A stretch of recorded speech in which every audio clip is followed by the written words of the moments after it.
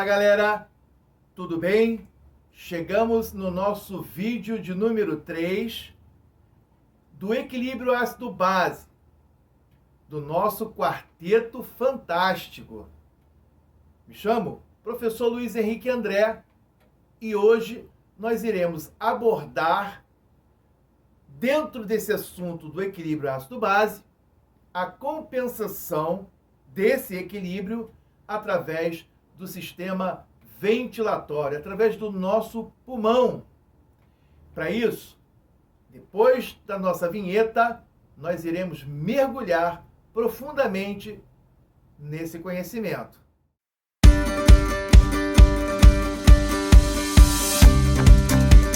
Bom, gente, é muito importante que a gente entenda que o sistema ventilatório, ele vai trabalhar equilibrando o sistema ácido-base através de uma resposta à variação da pressão arterial de gás carbono, PaCO2. Então, todas as vezes que eu tiver essa variação da PCO2, o pulmão vai responder. De que forma, professor Luiz? Ou ele vai aumentar o número de porções ventilatórias, que nós chamamos de taquipneia, ou ele vai diminuir a velocidade do número de porções, que nós iremos chamar de bradipneia. Essas respostas, elas acontecem porque nós temos dois tipos de quimiorreceptores. O periférico, ele é sensível às oscilações da PaO2, do oxigênio. Ou seja, se eu tiver uma variação do meu oxigênio, os quimiorreceptores periféricos irão reagir diante desse cenário.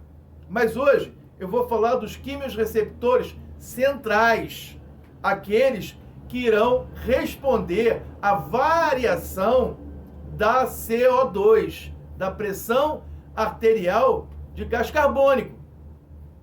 Vale a pena relembrar, e para quem não assistiu, volte lá no vídeo de número 2, onde eu falo dos valores de pH, PCO2 e bicarbonato.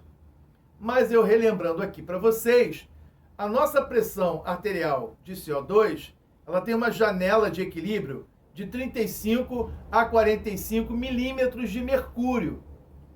E é importante entender que acima de 45, nós estaremos diante de uma hipercapnia. Se esses valores eles alcançarem números como acima de 60 milímetros de mercúrio, nós iremos estar diante de uma carbonarcose, algo muito mais sério. Ao contrário disso, abaixo de 35 milímetros de mercúrio, eu tenho uma hipocapnia, diminuição da quantidade de CO2 circulante no sangue. E os quimiorreceptores, para equilibrar, para fazer esse equilíbrio, para que o paciente não abra uma alcalose ou um quadro de alcalemia, se esse CO2 desce abaixo de 35, ele começa a abrir um quadro de alcalose respiratória. E se essa PCO2 passa de 45, eu começo a abrir uma acidose ou uma acidemia respiratória. Para isso, o sistema ventilatório ele vai utilizar a fórmula de Harrison. Ela vai deslocar para compensar. Lembram do vídeo de número 2? Eu falei da fórmula de Harrison. Volta lá. Quem não assistiu, assista, porque é uma sequência do nosso quarteto fantástico. Falei no primeiro dos efeitos Bohr e no segundo sobre o sistema tampão. Agora nós estamos falando sobre a resposta de compensação ventilatória. Voltando aqui, é importante que você entenda que o sistema ventilatório ele vai acompanhar o CO2 respondendo proporcionalmente da mesma forma.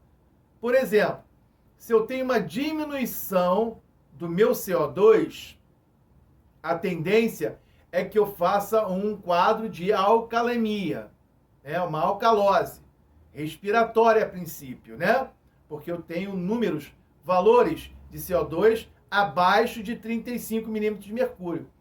Os quimiorreceptores do pulmão, eles vão perceber essa diminuição e o que vai acontecer é que esses quimiorreceptores irão dar um comando ao sistema ventilatório, a área pneumotáxica e apnêustica do centro ventilatório, a reagir diminuindo o número de incursões ventilatórias. Ou seja, se eu tenho uma hipocapnia, eu terei uma bradipneia, diminuição do número de incursões ventilatórias por minuto.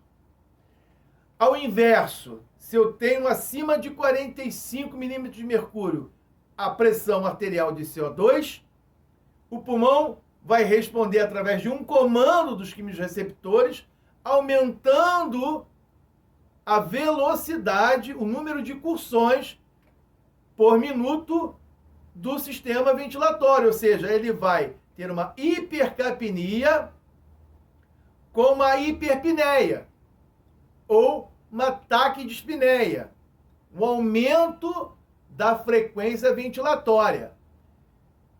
Professor, do ponto de vista bioquímico, o que nós teremos como compensação? Muito bem, se eu tenho a diminuição da frequência ventilatória diante de uma alcalose respiratória, uma diminuição dessa PCO2, eu vou reter o CO2. Esse CO2 terá uma tendência de aumentar frente ao quadro de bradipneia. Quando esses níveis de CO2 alcançarem 35 milímetros de mercúrio, essa ventilação tende a normalizar. Inversamente, se eu tenho um aumento do CO2 acima de 45 milímetros de mercúrio e eu vou hiperventilar, jogando esse CO2 para fora. E então, quando os níveis de CO2 diminuírem as margens de 45 milímetros de mercúrio, a tendência é que essa hiperventilação também se normalize. Então perceba que diante de um desequilíbrio ácido-base, aonde eu tenho alterações do CO2, o sistema ventilatório e a fórmula de Henderson irão tentar compensar esse desnível de CO2 para cima ou para baixo. Porém, é muito importante que você tenha a seguinte certeza na sua cabeça. O sistema tampão, que foi descrito no vídeo de número 2, ele é um sistema instantâneo, imediato, ele já está pronto. E qualquer momento em que o organismo tendenciar ao desequilíbrio, ele já está ali. Porém, o sistema ventilatório, o sistema pulmonar do equilíbrio ácido-base, ele pode demorar horas para reagir.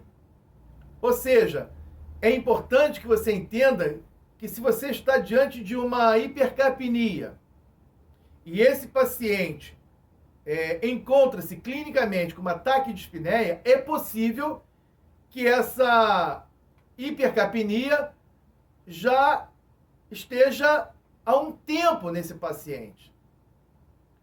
E que o sistema tampão não conseguiu, de forma imediata, equilibrar o sistema ácido-base. Precisou entrar o sistema ventilatório.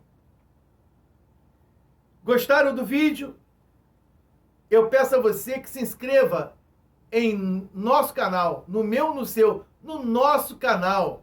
É só você clicar aqui embaixo e se inscrever para que você possa ter novos vídeos vídeos fantásticos para vocês.